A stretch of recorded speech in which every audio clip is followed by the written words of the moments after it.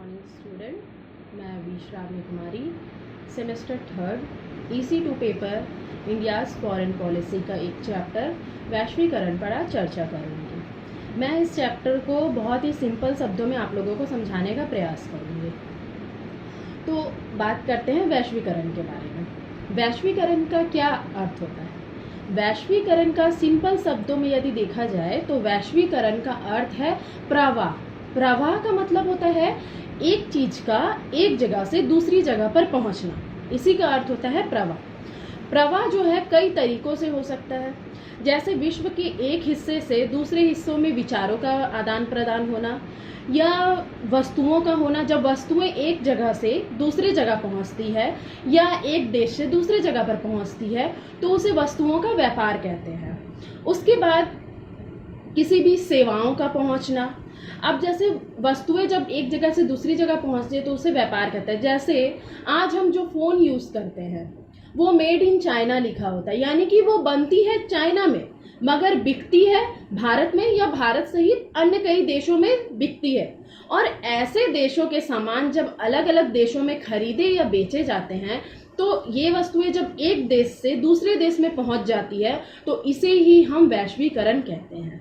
एक देश की चीजें जब दूसरे देश में पहुंचती हैं तो उसे ही वैश्वीकरण कहते हैं। चाहे वो चीजें वस्तुएं हो, चाहे वो विचार हो, चाहे वो कोई सेवाएं हो या वे व्यक्ति हो, जब एक देश से दूसरे देश में पहुंचती है तो उसे ही वैश्वीकरण कहा जाता है।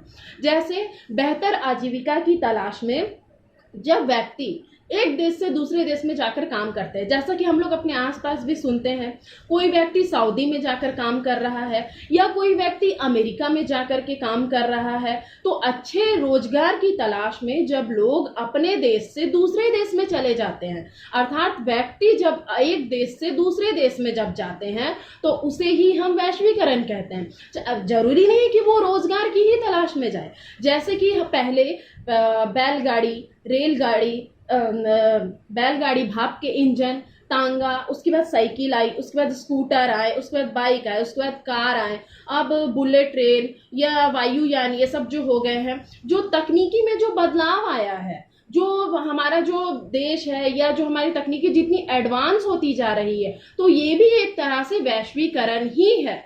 और उसके बाद जैसे कि अब लेते हैं हम लोग संस्कृति का स्थानांतरण। जैसे कि संस्कृति जो हमारी बदल रही, जैसा कि हम जानते हैं कि आज जो जैसे जीन्स टी शर्ट पहनते हैं जो लोग, वो जो जीन्स टी शर्ट जो नीली नीली जीन्स जो रहती है वो अमेरिका की देन है।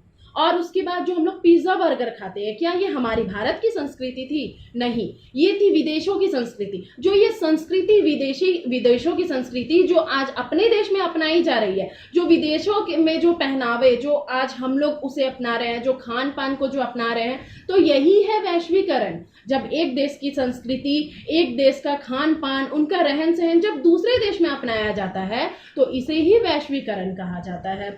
अतः अब किताबी भाषा में कहा जाए तो वैश्वीकरण वह प्रक्रिया है जिसके माध्यम से एक देश की अर्थव्यवस्था को संपूर्ण विश्व की अर्थव्यवस्था से एकीकृत करना होता है। वस्तु, सेवाएं, विचार, सूचनाएं और व्यक्तियों का जो राष्ट्रीय सीमाओं के आड़ पर स्वतंत्र रूप से प्रवाह होता है, यानी वस्तुओं का जो आदान प्रदान होता है, सेवाओं का होता है, विचारों का होता है, व्यक्तियों का होता है, सूचनाओं का होता है, अपने राष्ट्रीय सीमाओं के दायरे से बाहर निकलकर स्वतंत्र रूप से जब उन सभी चीजों का आदान प्रदान होता है या उन सभी चीजों का प्रवाह होता है तो यही वैश्वीकरण कहलाता है। सिंपल शब्दों में हम यह कह सकते हैं कि एक देश की अर्थव्यवस्था से दूसरे देश की अर्थव्यवस्था को जोड़ना ही वैश्वीकरण कहलाता है। वैश्वीकरण एक व्यवस्थित समूह है जो देश, राष्ट्र और संघों को एक साथ संगठित रूप से जोड़ती है। वैश्वीकरण विश्व की नई आर्थिक इकाई नीति का सबसे प्रमुख पहलू है, जिसके माध्यम से खुला बाजार की प्रतियोगिता, विदेशी मुद्रा का भंडारण और निर्यात में वृद्धि होती है। वैश्वीकरण व्यवस्था में एक नया पहलू को जोड़ता है, जो वैश्वीकरण को एक नए गठजोड़ के रूप में दिखाया जाता है। अब हम देखते हैं कि वैश्वीकरण के माध्यम से व्यापार में भी वृद्धि हुई है, विदेशी मुद्रा का भंडारण हुआ है, आयात निर्यात में संपर्क बना है, जैसे कि कोई भी देश, जैसे कि फ़ोन ही ले लीजिए, जो चाइना में जो फ़ोन बनती है वो आज भारत में बेची जाती है, भारत सहित अन्य विकासशील देशों में जो बेची जाती है। तो इस तरीके से क्या वो उस देश की जो सामान है वो अन्य देशों में उपयोग किया जा रहा है। तो इसमें क्या होता है कि आयात निर्यात में संपर्क बनता है, विदेशी वस्तुओं का उपभोग करना संभव हो पाता है। यदि वैश्वीकरण नहीं होता तो क्या चाइना में बनने वाली जो फ़ोन है वो क्या आज भारत में यूज़ की जा सकती? नहीं की जा सकती। अमेरिका में बनने वाली जीन्स आज भारत में यूज़ की जा सकती? नहीं की जा सकती। ये सब वैश्वीकरण के कारण ही संभव हुआ है। विभिन्न देशों के मध्य जो संपर्क स्थापित हुआ है, लोगों में तालमेल बना है, ये सभी वैश्वीकरण के कारण ही हुआ है। क्या आज जैसे भारत और पाकिस्तान के मध्य जैसा संबंध है, जो आपसी तालमेल है, बहुत ही खराब है, बहुत ही निंदनीय है। तो ऐसी स्थिति में क्या भारत और पाकिस्तान के बीच में व्यापार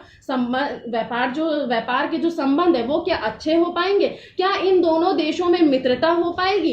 क्या इन दोनों देशों का तालमेल कभी अच्छा होगा? नहीं। और जब यही अगर कोई अन्य देश जैसे भारत और अमेरिका के संबंध अगर अच्छे रहेंगे तो इन दोनों देशों के मध्य में संपर्क भी अच्छा रहेगा, इन दोनों देशों के बीच में मैत्री भाव रहेगा, इन दोनों देशों का आपसी तालमेल रहेगा और व्यापार में भी वृद्धि होगी। मतलब कि इन दोनों देशों के बीच में आयात निर्यात संभव होगा। अतः वैश्वीकरण वो प्रक्रिया है जिसमें विश्व बाजारों के मध्य पारस्परिक निर्भरता हुई है। मतलब कि एक देश दूसरे देश पर कुछ ना कुछ चीज के लिए आश्रित रहता है, निर्भर रहता है। और जो व्यापार है देश की सीमाओं में प्रतिबंधित ना रहकर विश्व व्यापार में निहित जो लाभ है उस लाभ को उठाने के लिए वो उस दिशा में अग्रसर होता है। मतलब जो अब जैसे मान लो कि चाइना का जो फोन है, यदि वो सिर्फ चाइना में ही बेची जाए तो ठीक है, उसे लाभ होगा ही,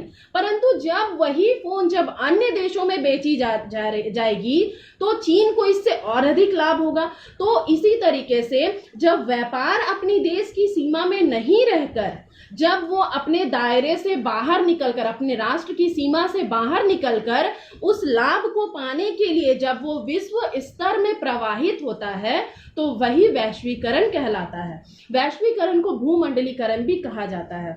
वैश्वीकरण के इस अर्थ में इस व्यवस्था को मुक्त बाजार पूंजी का पर्यायवाची मान लिया जाता है। संक्षेप में भूमंडलीकरण जो है अर्थात वैश्वीकरण जो है राष्ट्र की राजनीतिक सीमाओं के पार पार आर्थिक लेन देन की प्रक्रिया और उनके प्रबंधन का प्रवाह है। विश्व की अर्थव्यवस्था में जो खुलापन आया है, जो आपसी जुड़ाव और जो पारस्परिक निर्भरता हुई है वो भूमंडलीकरण ही है। उन्मुक्त बाजार की इस व्यवस्था के पीछे सोच यह है कि जैसे कि अमेरिका कंप्यूटर का उत्पादन करता है और भारत जो है चावल का उत्पादन करता है। यदि भारत को कंप्यूटर की जरूरत होगी तो वो अमेरिका से कंप्यूटर को मंगवाएगा, और जब अमेरिका को चावल की जरूरत होगी तो वो भारत से चावल मंगवाएगा। तो ऐसी स्थिति में भारत जो है चावल का निर्यात करेगा और कंप्यूटर का आयात करेगा। इससे अमेरिका को क्या मिलेगा? चावल मिलेगा, और भारत को क्या मिलेगा? कंप्यूटर मिलेगा। इससे दोनों ही देशों को लाभ होगा।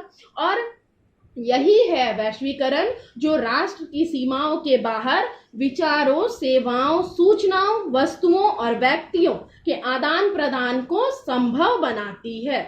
यही नहीं बल्कि विश्व के सभी भागों में रहने वाले लोगों के मध्य सामाजिक, आर्थिक, व्यापारिक और सांस्कृतिक संबंधों को बढ़ाने के लिए भी यह एक व्यापक प्रक्रिया है। यह विचारधारा सबके लिए स्वतंत्रता, मुक्त व्यापार और मुक्त आर्थिक संबंधों की पक्षधर है। जो आज हमारी जीवन शैली, हमारे खान पान, हमारे पहनावे, हमारे रहन सहन में जो बदलाव आया है वही वैश्वीकरण है। पुराने जमाने में क्या बुलेट ट्रेन हुआ करते थे? नहीं होते थे, परंतु आज जो समय की बचत और दूरी को कम करने में जो बुलेट ट्रेन जो सहायक साबित हुआ है, तो आज उसकी जरूरत महसूस हुई है। तो लोग बुलेट ट्रेन से जाना ज्यादा पसंद करते हैं कि समय में भी बचत होगी और दूरी में भी बचत होगी। तो यही है वैश्वीकरण। जब हम अपनी जीवन शैली, हमारे खान पान, हमारे पहनावे, हमारे रहन सहन में जब बदलाव की प्रकृति लाते हैं तो वही है वैश्वीकरण। जो पिज्जा बर्गर जो हम खाते हैं, क्या वो भारत की देन थी? नहीं, वो विदेशी देन थी। और जो विदेशों से अपनाई गई जो हमारी संस्कृति, जो हमारे खान पान, जो हमारा रहन सहन है, जो हमारी जो जीवन शैली है, इसका जो प्रवाह हुआ है, जो विदेशों से जो अपनाया गया है, वही है वैश्वीकरण। ये सभी बदलाव जो है वैश्वीकरण के कारण ही संभव हुए हैं।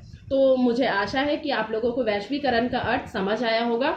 इसके अगले वीडियो में मैं वैश्वीकरण के उद्देश्य और वैश्वीकरण की आवश्यकता क्यों है, इस पर चर्चा करूंगी।